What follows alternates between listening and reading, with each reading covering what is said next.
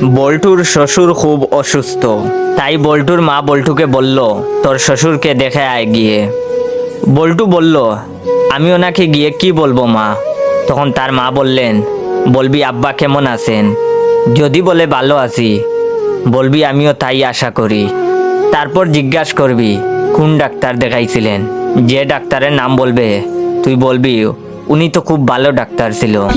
তারপর জিজ্ঞেস করবি আপনি সুস্থ হবেন কবে, যেদিনের কথা বলবো তুই বলবি সেই দিন আমি খুব খুশি হব।